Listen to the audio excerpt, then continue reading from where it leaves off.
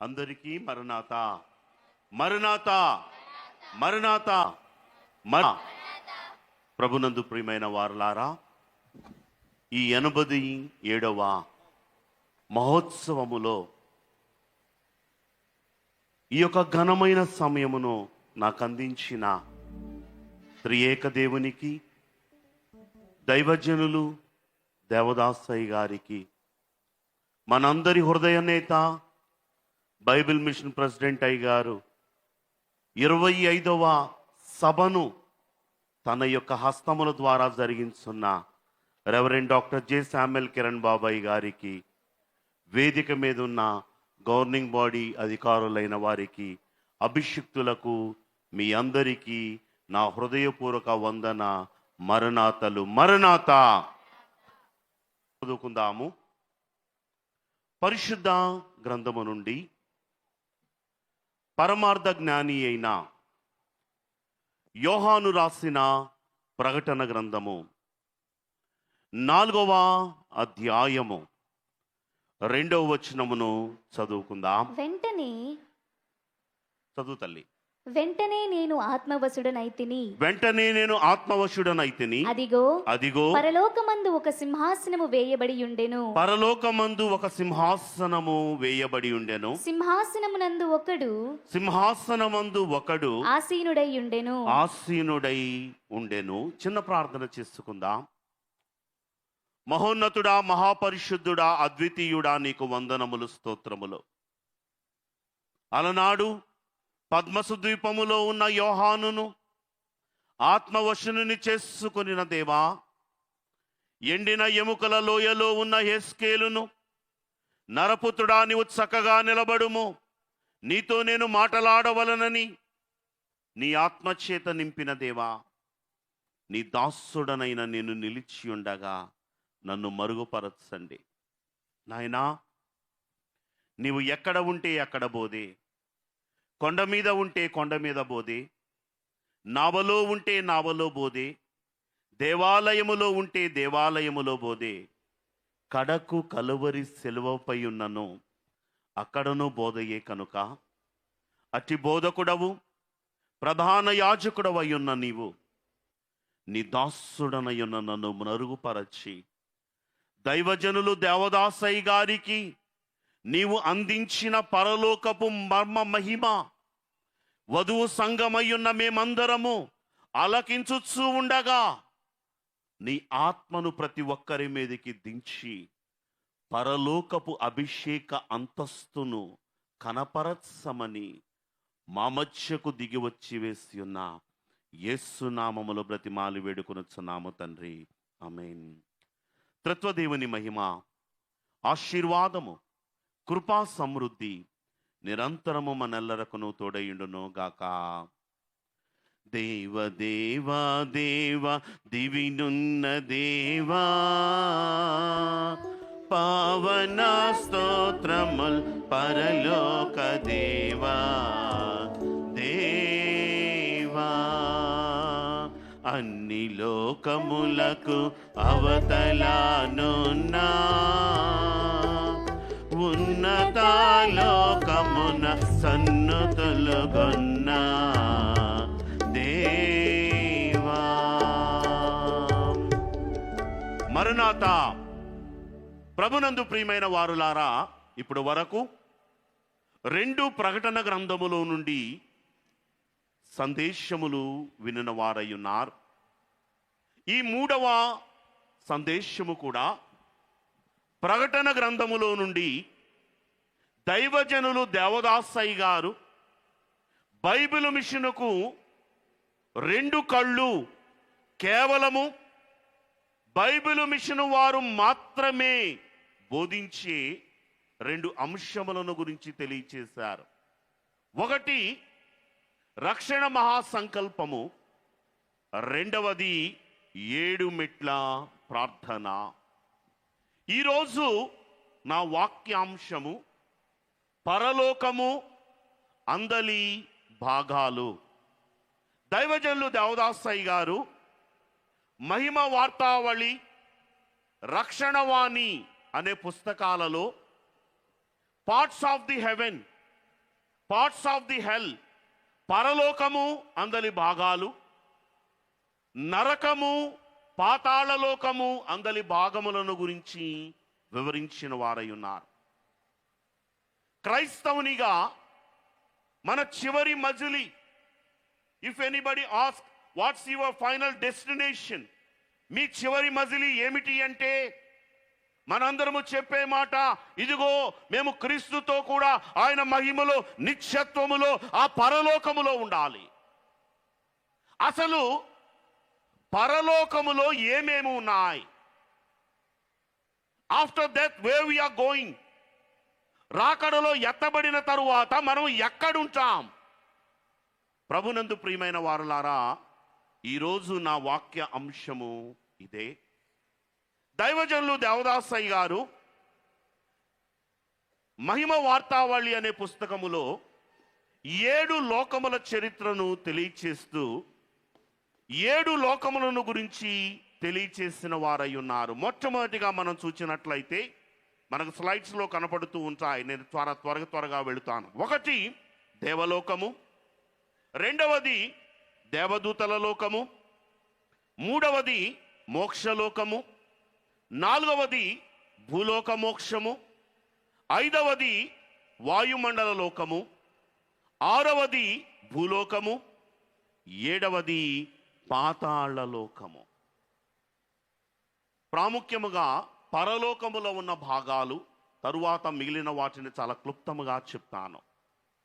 ఆత్మవశుడైన యోహాను పద్మసు ద్వీపములో ఉన్నప్పుడు యోహాను యొద్దకు ప్రభువే దిగి వచ్చి ప్రకటన గ్రంథము 22 అధ్యాయాలను 3 విభాగములుగా ప్రభువే విభజించిన వారై ఉన్నారు.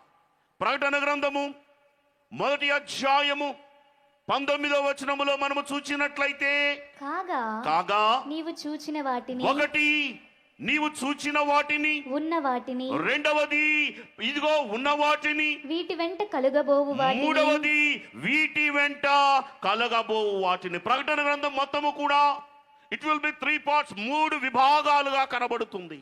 1 నీవు చూచినవి.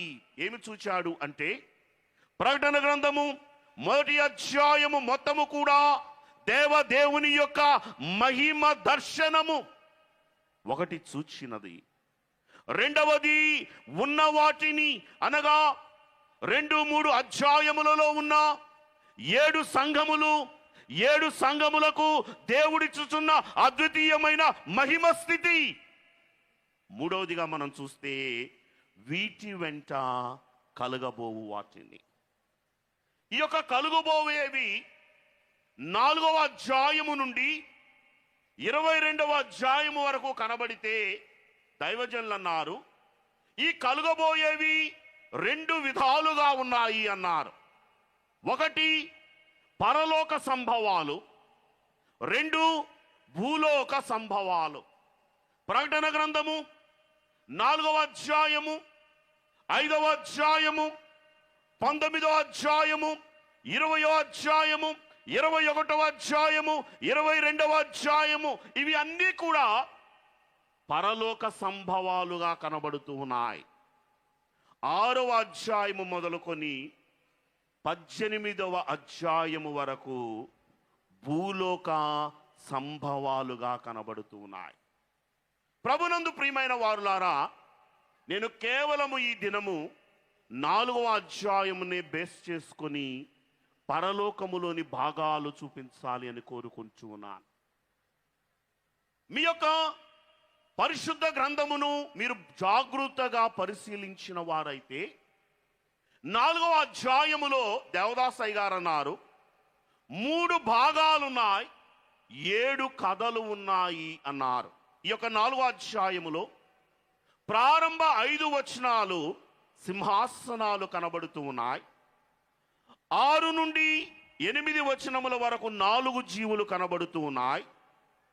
9వ వచనము నుండి 11వ వచనము వరకు స్తుతులు కనబడుతూ ఉన్నాయి. దైవజనులు అన్నారు, ఈ అధ్యాయములో 7 కథలున్నాయి. ఒకసారి మనం క్లిప్పింగ్ చూద్దాం. 1 పరలోకపు తలుపు కథ ఉంది అన్నారు. రెండవది సింహాసనపు కథ. మూడవది ధనస్సు కథ. నాలుగవది 24 సింహాసనముల కథ. ఐదవది 24 పెద్దల కథ. ఆరవది 4 జీవుల కథ. ఏడవది గాజు సముద్రము కథ.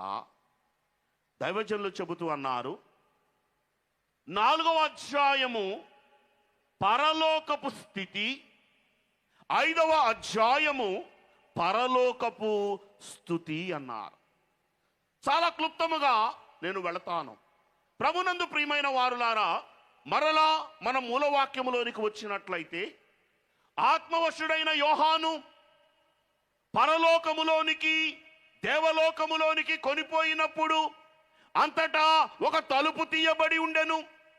పరలోకములో ఏమి కనబడుతుందయ్యా అంటే, మొట్టమొదటిగా సింహాసన లోకము కనబడుతుంది.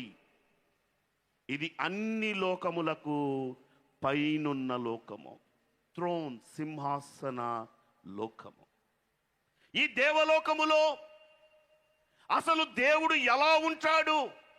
బైబిల్ దేవుడు ఎలా ఉంటాడు అంటే అనాది నుండి అనేక విధాలుగా దైవ మహిమను చూపించింది. చాలా క్లుప్తముగా 2 అంశాలను చెప్పి నేను ముందుకు వెళతాను. దేవుడు ఎలా ఉండేవాడు అంటే, అపోస్తలుడైన పౌలు తిమోతికి రాసిన మొదటి పత్రిక 6వ అధ్యాయము 16వ వచనములో మనము చూచినట్లయితే, సమీపింపరాని తేజస్సులో ఆయన మాత్రమే వసించుచు అమరత్వము గలవాడై ఉన్నాడు. మనుషులలో ఎవడును ఆయనను చూడలేదు, ఎవడును చూడనేరడు. ఆయనకు ఘనతయు శాశ్వతమైన ప్రభావమును కలిగియుండును గాక.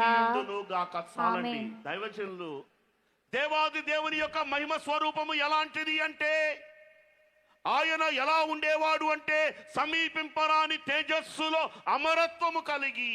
దైవజనులు రాస్తూ, అమరత్వము అనగా పుట్టుక సావు లేనివాడు అని తెలియచేశారు. రెండవదిగా దైవ మహిమను మనము చూడాలి అంటే దేవుడు ఎలా ఉండేవాడు అంటే, 2 క్రానికల్స్ 2వ దినవృత్తాంతముల గ్రంథము 2వ అధ్యాయము 6వ వచనములో మనము చూచినట్లయితే, ఆకాశములను మహా ఆకాశములను ఆయనను పటజాలవు. ప్రభునందు ప్రియమైన వారలారా, ఇంకొక మాటను చూపిస్తాను. ఆదాముకు సమకాలికుడైన యోబు భక్తుడు దేవాది దేవుడు ఎలా ఉంటాడు అంటే, యోబు గ్రంథము 37వ అధ్యాయము 23వ వచనములో, సర్వశక్తిమంతుడగు దేవుడు మహాత్యము గలవాడు, ఆయన మనకు అగోచరుడు. అయ్యా, దేవుడు ఎలా ఉంటాడు అంటే నీ ఊహకు కూడా అందడు. ఆయన అగోచరుడు. ఆయన ఇలా ఉంటాడు అని నువ్వు డిస్క్రైబ్ చేయడానికి కూడా నీ ఊహకు అందని వాడు. బైబిల్లో నాకు చాలా ఇష్టమైన మాట, ప్రభు అంటాడు, చూడుము నా అరచేతిలో నిన్ను నేను చెక్కి ఉన్నాను. ప్రభునందు ప్రియమైన వారులారా, దేవుడే కనుక అరచేతిలో అందరి పేర్లు రాయాలి అంటే, ఆదాము మొదలుకొని యేసు ప్రభు వారి యొక్క 2వ రాకడ వరకు ఎంతమంది అయితే భూమి మీద జన్మిస్తారో వారందరి పేర్లు రాయాలి. అంటే దేవుని యొక్క హస్తము ఎలా ఉంటది? దేవుని యొక్క హస్తము ఎంత పెద్దగా ఉంటది? అగోచరుడైన దేవుని యొక్క అద్వితీయ రూపాన్ని ఒక్క మాటలో మీకు చూపించి ముందుకు వెళతాను. దయచేసి అందరూ మీ పరిశుద్ధ గ్రంథములను తెరచి, కేవలము మైకున్న నా చెల్లెళ్ళు కాదు కానీ వాక్యము ఆలకిస్తున్న వారులారా మీరందరూ ఏకస్వరముతో చదవండి. యెషయా గ్రంథము 40వ అధ్యాయము 12వ వచనములో మనము చూసినట్లయితే, తన పుడిసిటిలో రెడీ 1 2 3 స్టార్ట్. తన పుడిసిటిలో జలములు కొలిచిన వాడెవడు? 1 దేవుడు ఎలా ఉండేవాడు అంటే పుడిసిలి. ఇదండి పుడిసిలి అంటే. సాధారణంగా మనం చూస్తే ఈ యొక్క సృష్టి మొత్తము 3 భాగాలు నీరు, కేవలము 1 భాగం మాత్రమే భూమి. ఈ యొక్క సముద్రాలు, 7 సముద్రాలు, నదులు, ఈ యొక్క చెరువులు, బావులు అన్నిటినంట దేవుడు ఇలా పెడితే ఆయన పుడిసిటిలో ఇమిడిపోతాయి అంటండి. దేవుడు ఎంత కనుడండి. రెండవదిగా మనం చూసినట్లయితే జేనతో ఆకాశముల ఎవరైనా వచ్చి కొలచూచినవాడెవడు? అయ్యా ఆకాశము ఎక్కడ ప్రారంభించబడింది, ఎక్కడ ఎండ్ అవుతుంది అంటే ఎవరి దగ్గర సమాధానం ఉండదేమో. బైబిల్ అంటుంది దేవుడే కనుక తన జ్ఞానను పెడితే ఆకాశం మొత్తము కూడా తన జ్ఞానలో ఇమిడిపోతుంది. మూడవదిగా ఆయన ఎలాంటి వాడు అంటే ఆయన ఒక త్రాసును తీసుకొని ఒకవైపు పర్వతాలని ఒకవైపు కొండలను వేసి చూసేవాడు. అంత మాత్రమే కాదండి, ఈ యొక్క భూమినంతటనంట మన్ను పాత్రలో వేసుకొని ఆయన ఉంచినవాడు. ప్రభునందు ప్రియమైన వారలారా, ఇటువంటి గనుడైన దేవునితో కూడా సింహాసనము మీద కూర్చోవాలి అంటే నీకు పరలోకము ఎలా ఉంటుందో తెలిసి ఉండాలి. మొట్టమొదటిగా దైవజనులు అన్నారు, దేవలోకములో అత్యున్నత లోకము సింహాసన లోకం. సాధారణంగా మనం పాడుతూ ఉంటాం, అత్యున్నత సింహాసనముపై ఆసీనుడవైన మా దేవా, అత్యంత ప్రేమ స్వరూపివి నీవే, ఆరాధింతును నిన్నే. చాలండి.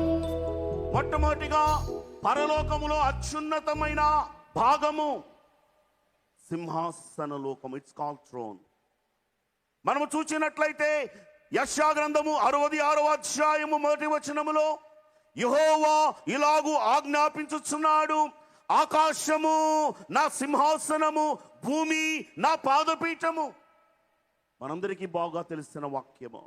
యెషయా గ్రంథము 6వ అధ్యాయము 1వ వచనములో రాజైన ఉజ్జియా మృతి నొందిన సంవత్సరమున అత్యున్నతమైన సింహాసనమందు దేవుడు ఆసీనుడై ఉండగా నేను సూచితిని. ప్రభునందు ప్రియమైన వారలారా, నాకు ఒక ప్రశ్న.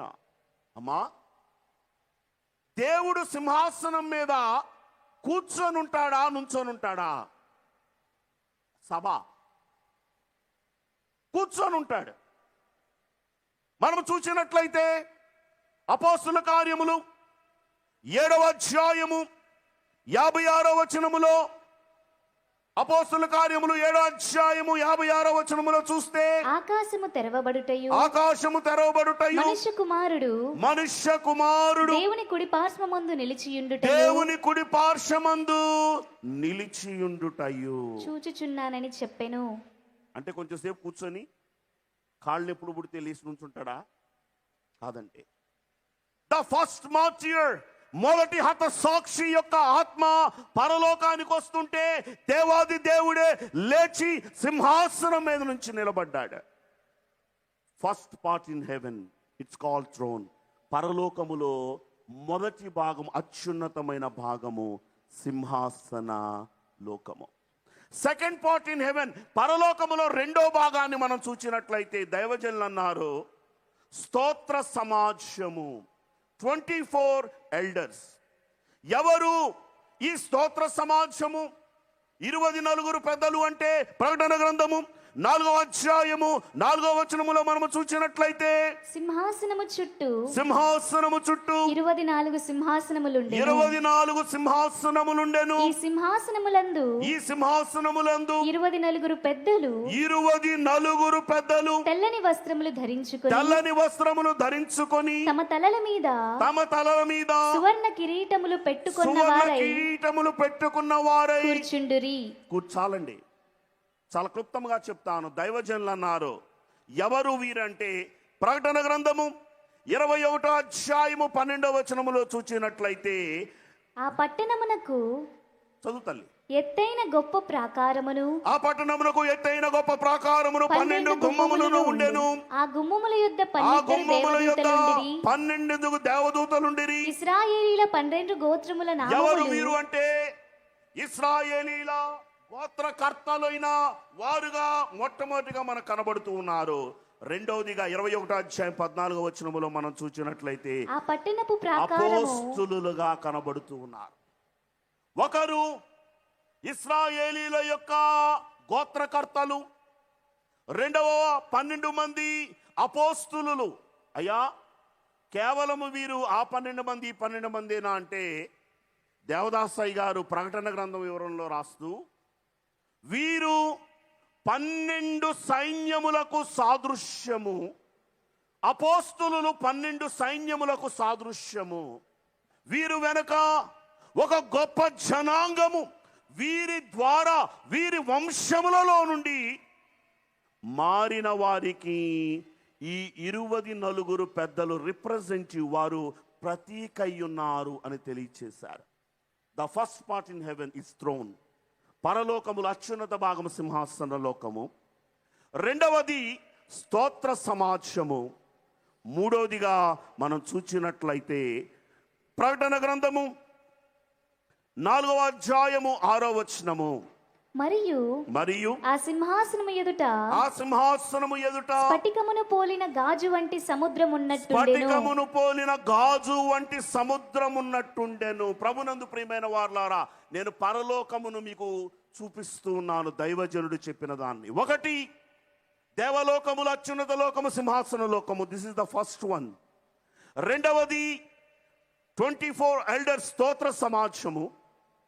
మూడవది గాజు సముద్రము, క్రిస్టల్ సీ.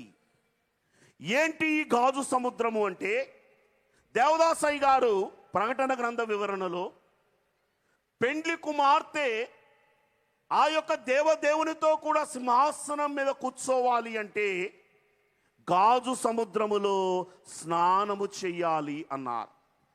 పెండ్లి కుమార్తె కంట 7 రకాల స్నానములు ఉంటేనే దేవునితో కూడా సింహాసనం మీద కూర్చోలేరు అన్నారు. దేవదాసయ్య గారు ఇదే అంశమును గురించి చెబుతూ అయ్యగారు చూపించిన ఒక మాటను నేను మీ ముందుంచాలని కోరుకుంటూ ఉన్నాను.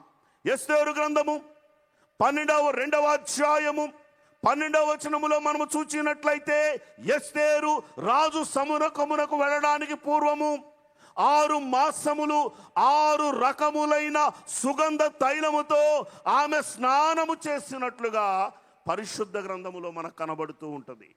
దైవజనులు అన్నారు, 7వ స్నానము ఈ యొక్క గాజు సముద్ర స్నానము అన్నారు.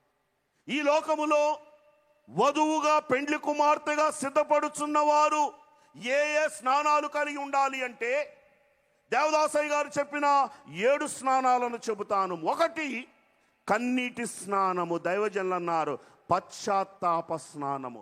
లూకా సువార్త 7వ అధ్యాయము 38వ వచనములో ఒక స్త్రీ ప్రభు యొక్క పాదముల యొద్దకు వచ్చి కన్నీళ్లతో ఆయన పాదములను తుడిచి తల వెంట్రుకలతో ఆయన పాదములను తుడిచింది. ఒకటి పశ్చాత్తాప స్నానం ఉండాలి.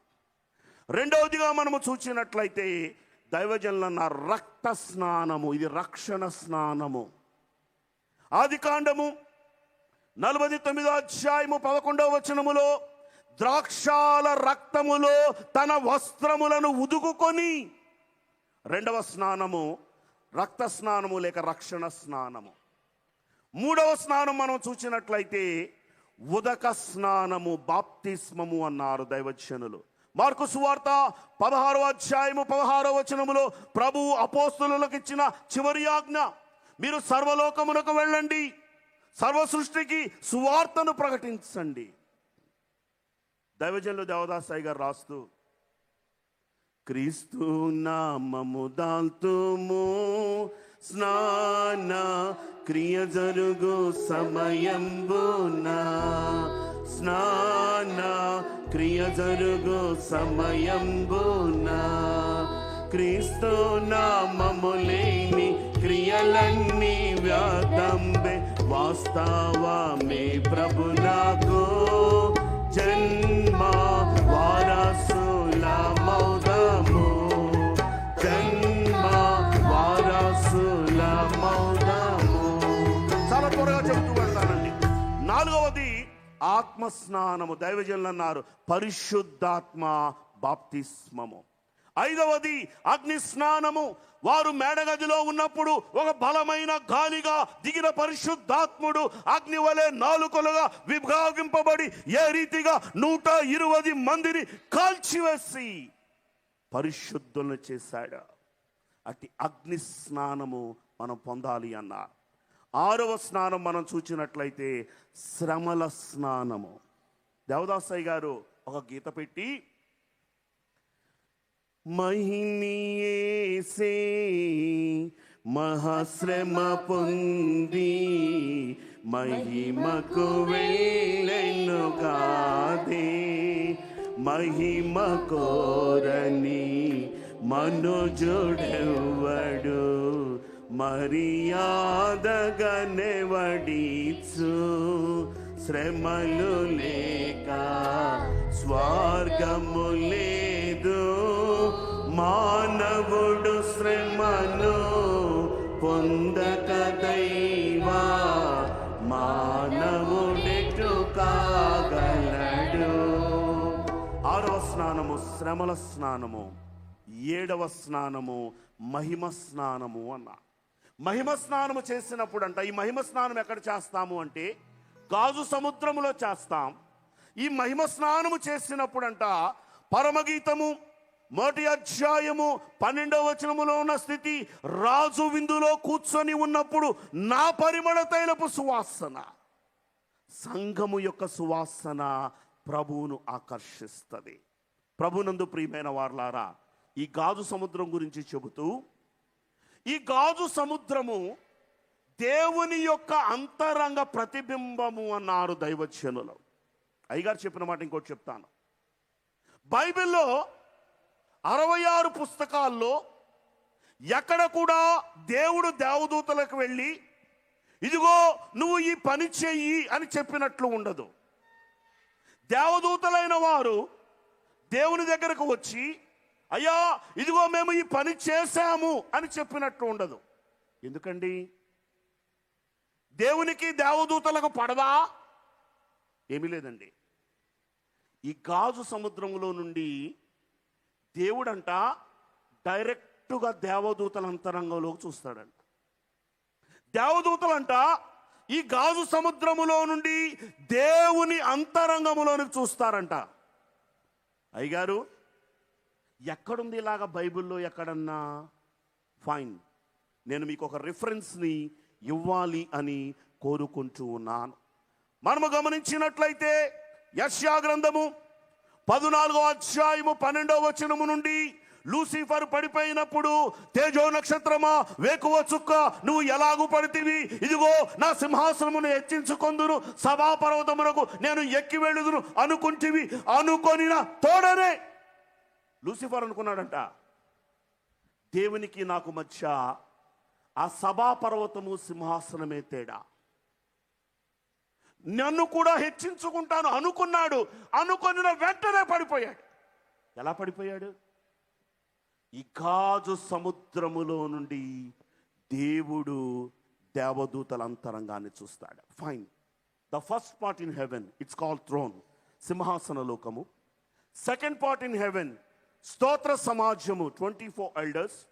థర్డ్ పార్ట్ ఇన్ హెవెన్, మూడవది క్రిస్టల్ సీ, గాజు సముద్రము. ఫోర్త్ పార్ట్ ఇన్ హెవెన్, 4వ భాగము పరలోకములో మనం చూస్తే దైవజనులు అన్నారు దేవదూతల లోకము, ఏంజల్స్ వరల్డ్. దేవదాసయ్య గారు ఈ దేవదూతల లోకమును గురించి అనేక మాటలు చెబుతూ, సృష్టిలో మొట్టమొదట దేవుడు కలుగ చేసినది దేవదూతలని, వీరు ఆత్మస్వరూపులు, వీరు పరిశుద్ధులు, వీరు నిత్యము స్తుతి చేసేవారు, వీరు కావలి బంటులు, ఎవరి వశము కాని దానిని చేసేవారు అని చెబుతూ 22 అంశాలను చెప్పారు. అయ్యగారు చెబుతూ, ఈ దేవదూతలైన వారు పరలోకములో అంట 5 రకాలుగా ఉంటారు అని చెప్పారు. ఒకటి ప్రధాన దేవదూతలు.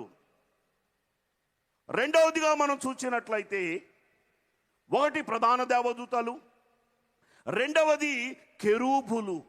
ఆదికాండము 3:24 ఏదెను తోటను కాయడానికి దేవుడు కెరూబులను ఉంచాడు. మూడవదిగా మనం చూస్తే సెరాపులు. వీరు యెషయా గ్రంథములో 2 రెక్కలతో తమ ముఖమును కప్పుకొని, 2 రెక్కలతో తమ కాళ్లను కప్పుకొని, 2 రెక్కలతో ఎగురుతూ సైన్యములకు అధిపతిగా యెహోవా పరిశుద్ధుడు పరిశుద్ధుడు అని దేవునిని స్తుతిగానములు చేస్తున్నవారు. నాలుగవదిగా దైవజనులు అన్నారు. ప్రకటన గ్రంథము 4:6 కనబడుచున్న 4 జీవులు.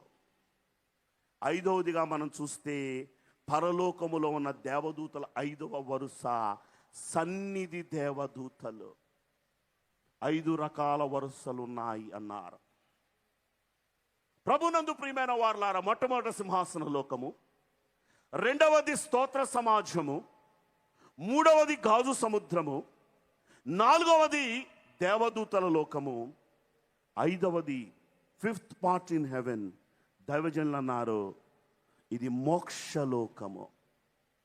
ఈ మోక్షలోకము ఇట్ విల్ బి 3 పార్ట్స్. ఇది 3 విభాగాలుగా కనబడుతూ ఉంది. ఒకటి న్యూ జెరూసలేం, నూతన యెరూషలేము. రెండవది హెవెన్ ఆఫ్ సేవ్డ్, రక్షితుల మోక్షము.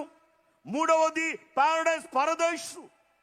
ఒక్కొక్క మాటలో చెబుతూ ముందుకు వెళతాను.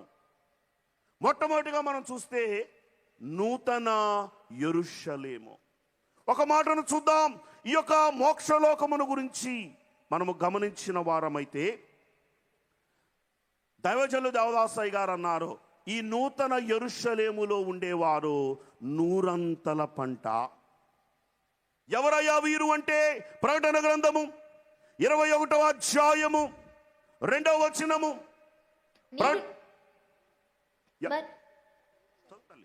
మరియు నేను నూతనమైన యెరూషలేము అను ఆ పరిశుద్ధ పట్టణము తన భర్త కొరకు అలంకరింపబడిన పెండ్లి కుమార్తె వలె సిద్ధపడి పరలోకమందున్న దేవుని యొద్ద నుండి దిగివచ్చుట చూచితిని. థ్యాంక్ యూ బంగారు తల్లి. ప్యాసింజర్ లాగా వద్దు, బైబిల్ చదివితే ఎక్స్ప్రెస్ లాగా చదువుదమ్మా నా కొరకు. God bless you. ఫైన్. ఈ యొక్క నూతన యెరూషలేములో ఉన్న పెండ్లి కుమార్తె 100 వరుస. దైవజనులు అన్నారు, అధమ మొక్క పాపమైనను అంటనీయకుండా పాపమును చూచి అంటూ అని పారిపోయేవారే ఈ యొక్క నూతన యెరూషలేములో ఉన్న పెండ్లి కుమార్తె. దేవుని యొక్క రాకడలో ఆర్భాటముతోను ప్రధాన దూత శబ్దముతోను దేవుని బూరతో ప్రభు దిగి వచ్చినప్పుడు ఎత్తబడిన వధువు సంఘం ఉండే స్థలము నూతన యెరూషలేము. రెండవదిగా మనము చూసినట్లయితే రక్షితుల మోక్షము. దైవజనులు అన్నారు, ఇక్కడ ఉండేవారు 60 పంట. ఎవరు వీరు అంటే ప్రకటన గ్రంథ వివరణలో దేవదాసయ్య గారు మాట్లాడుతూ 4వ అధ్యాయము పరలోకపు స్థితి అయితే, 5వ అధ్యాయము పరలోకపు స్తుతి అయితే, 6వ అధ్యాయములో మొదటి శ్రమల ప్రారంభము. 6వ అధ్యాయములో 6 ముద్రలు కనబడతాయి. 7వ అధ్యాయములో 7వ ముద్ర కనబడదు. యోహాను యొక్క కన్నీరు కనబడుతుంది. దైవజనులు అన్నారు, 6వ ముద్ర వరకు దేవుడు పోగు చేసిన వారంట నూతన యెరూషలేములో ఆవరణములో ఉంటారు. వీరు యాజకుల వలె ఉంటారు. వీరు శ్రమకాల పరిశుద్ధులు అన్నారు. 6వ ముద్ర తరువాత నుండి 7 ఏండ్ల శ్రమల కాలములో ఎత్తబడేవారు ఉండే స్థలమే ఈ హెవెన్ ఆఫ్ సేవ్డ్, రక్షితుల మోక్షము. దైవజనులు అన్నారు, రాకడ కాలములో ఎత్తబడిన వారికిని యూదులైన వారి కొరకు ఏర్పాటు చేయబడిన మోక్షలోకమే ఈ రక్షితుల మోక్షము. 3 పరదైసు. ఇది మనందరికి బాగా తెలుసు. పరిశుద్ధులై దేవుని సన్నిధానములోనికి వెళ్ళేవారు ఉండే స్థలమే పరదైస్. దేవదాసాయి గారు చెబుతూ, పరిశుద్ధులు అంటే మరణాన్ని 3 విభాగాలుగా విభజించారు దైవజనులు. పాత నిబంధన కాలములో ద మీనింగ్ ఆఫ్ డెత్, మరణము అనగా పాపము వల్ల వచ్చు జీతము మరణము, ఇట్స్ ఎ కర్స్, అది శాపము. కానీ క్రొత్త నిబంధనలో యేసు ప్రభు వారు మరణాన్ని ఏం చేశారయ్యా అంటే నిద్రగా మార్చాడు. యాయీరు కుమార్తె చనిపోయినప్పుడు ఇదిగో ఈ చిన్నది నిద్రించుచున్నదే కానీ చనిపోలేదు అన్నారు. 4 దినములు సమాధిలో ఉన్న లాజరు యొద్దకు వెళ్ళి ఇదిగో మన సహోదరుడైన లాజరు నిద్రించుచున్నాడు, లేప వెళ్ళుదమన్నాడు. నిద్రించుచున్న వానిని లేపినట్లు సమాధిలో నుండి పిలిచాడు. అంత మాత్రమే కాదండి, దైవజనులు అన్నారు, యేసు ప్రభువే నిద్ర అనబడిన మరణములోనికి వెళ్ళి నిద్రించిన వాడు మేలుకొనిన రీతిగా మరణపు ముళ్ళును విరిచి పునరుద్ధానుడయ్యాడు.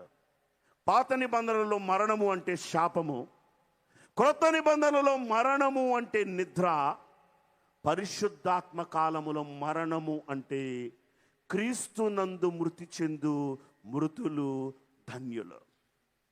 పరిశుద్ధాత్మ కాలంలో మరణాన్ని ధన్యత ఇచ్చాడు. ఎందుకయ్యా అంటే వారు పరదైస్సులో ఉంటారు. వీరు 30 పంచ అన్నారు. సంతోషం, నా సమయం చాలా వేగంగా పరిగెడుతుంది. మిగిలిన లోకాలు కూడా ఒక్కొక్క మాటలో చెప్పి వెళతాను. తరువాత మనము చూసినట్లయితే పరలోకములో భాగాలు చూసాం ఇప్పటి వరకు. 1 థ్రోన్, సింహాసన లోకము, 2వది స్తోత్ర సమాజము, 3వది గాజు సముద్రము, 4వది దేవదూతల లోకము, 5వది మోక్షలోకము, దాని తరువాత అయ్యగా చెప్పారు భూలోక మోక్షము. ఎప్పుడు భూమి మోక్షంగా మార్చబడుతుంది అంటే యేసు ప్రభు వారి యొక్క 1000 ఏండ్ల పాలనలో హర్మగెద్దోను యుద్ధ అనంతరము. పరలోకమందున్న మా తండ్రి, నీ రాజ్యం మాకు వచ్చునుగా, కానీ నువ్వు ప్రార్థన చేస్తావే, ఆ రాజ్యము భూమి మీదకు దిగి వచ్చినప్పుడు భూమి మోక్షంగా మారుతుందన్నారు దైవజనులు. తరువాత మనము చూసినట్లయితే వాయుమండల లోకము. ఈ వాయుమండల లోకము గురించి దేవుడు దైవజనులు చెప్పిన మాట, దేవునికి భిన్నముగా ఉండిన దూత సాతానుగా మారినందున తన జట్టుతో పాటు ఇక్కడికి వచ్చి వేసి ఉన్నది ఈ వాయుమండలంలోనికి. అందుకే అపోస్తలుడైన పౌలు ఎఫెసీయులకు రాసిన పత్రిక 6వ అధ్యాయము 12వ వచనములో మనము చూస్తే, ఏలయనగా మనము పోరాడునది శరీరులతో కాదు, కానీ ప్రధానులతోను అధికారులతోను ప్రస్తుత అంధకార సంబంధమగు లోకనాథులతోను ఆకాశమండలమందున్న దురాత్మల సమూహములతో పోరాడుచున్నాము. ఈ వాయుమండలం ఏం కనబడుతుందయ్యా అంటే, ప్రభునందు ప్రియమైన వారలారా, సాతాను యొక్క రాజ్య పటాలము కనబడుతుంది. వాయుమండల లోకము, దాని తరువాత భూలోకము. ఇప్పుడు మనం ఉంటున్నటువంటి మనకు దేవుడు నివాస స్థలముగా ఇచ్చింది. దానికే కీర్తనకారుడు అంటాడు, భూమియు దాని సంపూర్ణతయు లోకమును దాని నివాసులను యెహోవాయే. ఆదికాండము 1వ అధ్యాయము 10వ వచనములో మనము చూసినట్లయితే, దేవుడు ఆరిన నేలకు భూమి అని పేరు పెట్టెను. భూలోకము. చివరిగా 7వ లోకాన్ని మనం చూసినట్లయితే దైవజనులు అన్నారు పాతాళ లోకము. ఒక మాటను చూద్దాం. 9వ సంకీర్తన, దావీదు రాసిన 9వ సంకీర్తన 17వ వచనములో మనం చూస్తే 9:17, దుష్టులను దేవుని మరచు జనులు అందరును పాతాళమునకు దిగిపోవుదురు. ఏమండి, పరిశుద్ధులుండే స్థలము పరదైస్ అయితే, దుష్టులను దేవుని మరుచు జనులందరూ ఉండే స్థానం ఏంటయ్యా అంటే పాతాళమే. దైవజనులు parts of the hell, not only parts of the haven, పరలోకములో భాగాలే కాదు, నరకములో భాగాలు కూడా చెప్పారు. ఒక్కొక్క మాటలో చెప్తాను. పాతాళములో 3 భాగాలు ఉన్నాయి అన్నారు దైవజనులు. ఒకటి మనము చూచినట్లయితే హెడెస్సు. ఈ లోకములో నా ప్రాణమా తినుము తాగుము సుఖించుము అని దేవునిని మరచి దేవుడు ఇచ్చిన వాటి యందు ఆనందించి దేవునికి దూరముగా ఉండేవారు వెళ్ళే స్థలమే హెడెస్. దేవదాసయ్య గారు ఈ హెడెస్సును గురించి మాట్లాడుతూ, భూలోకములో మారకుండా చనిపోయిన వారు ఇక్కడ కడ వరకు ఉండి తీర్పు వరకు ఉంటారు. తీర్పు రాకముందు ఎవరును నరకములోనికి వెళ్ళరు. మారుటకు ప్రతివానికి అనేకమైన అవకాశాలు ఇవ్వబడతాయన్నారు దైవజనులు. దీని గురించి పద్యము రాస్తూ, నరుడు దేవుని తట్టు తిరుగుటకు గడువుల పైన గడువులు కలవు. నరుడు దేవుని తట్టు తిరుగుటకు గడువుల పైన గడువులు కలవు. సుఖమందు తిరగనిచ్చో కష్టమందైన తిరగవచ్చు అప్పుడు తిరగకున్నా. మరణమందున దేవుడు మాటలాడినప్పుడే ఈయన తిరగవచ్చు అప్పుడు తిరగకున్నా. పాతాళమందున భక్తుల బోధలకైనను తిరగవచ్చు అప్పుడు తిరగకున్నా.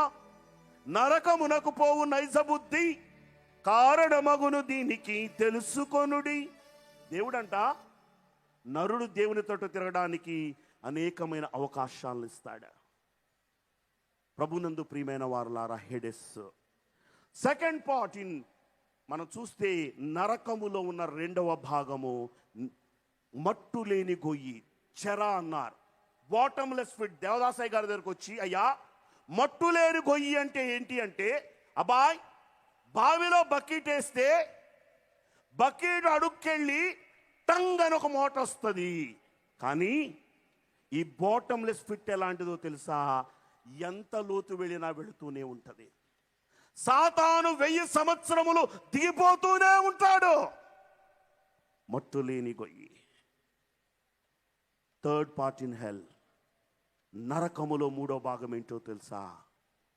Lock of fire. నిత్య నరకము. ఒక మాటను చూద్దాం చివరిగా. ప్రకటన గ్రంథము 20వ అధ్యాయము 14వ వచనం.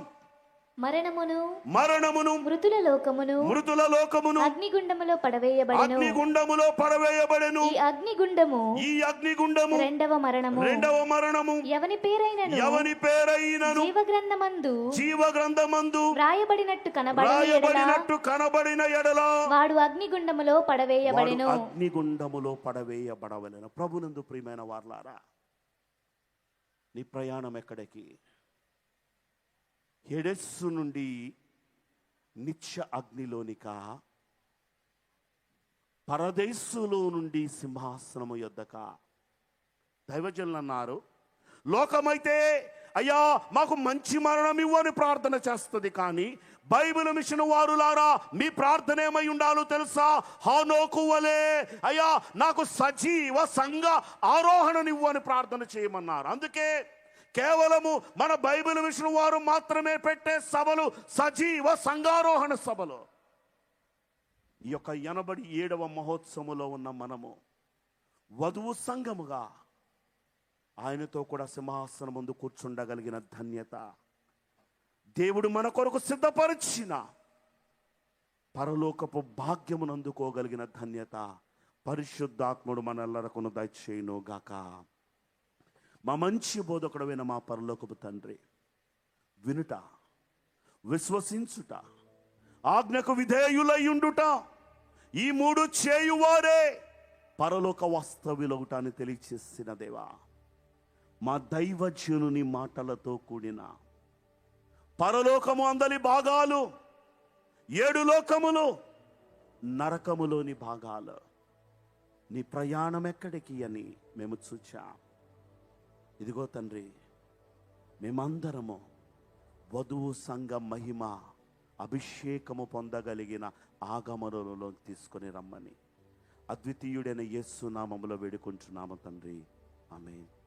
నాకు ఈ అవకాశం ఇచ్చిన త్రియేక దేవునికి, దైవజనులు దేవదాసయ్య గారికి, బైబిల్ మిషన్ అధినేత మన ప్రెసిడెంట్ గారైనటువంటి reverend doctor J Samuel Kiran Babai గారికి, బైబిల్ మిషన్ అధికారులందరికీ, ఈ కార్యక్రమాన్ని నడిపిస్తూ ఉన్న గవర్నింగ్ బాడీ పెద్దలైన వారికి అనుదినము దైవాశక్తితో వాక్యాహారమును హృదయమందు ఆనందించుచు అభ్యసించుచు దైవ మహిమలో వృద్ధి పొందుచున్న మీ అందరికీ నా హృదయపూర్వక వందన మరణాతలు. మరణాత మరణాత. Thank you so much.